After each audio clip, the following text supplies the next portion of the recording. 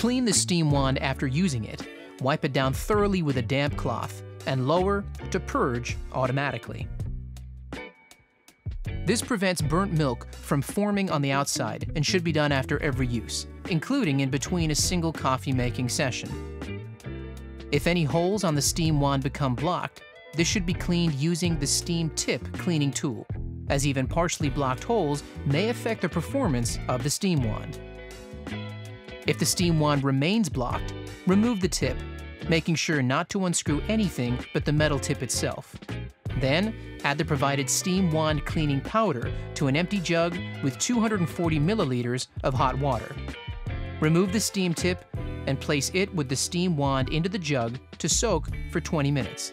Then, clean, rinse, and replace the steam tip. Fill the milk jug with fresh water to just beneath the spout mark. Place the wand back into the milk jug and activate steam for 10 seconds. Then, allow to soak for 5 minutes.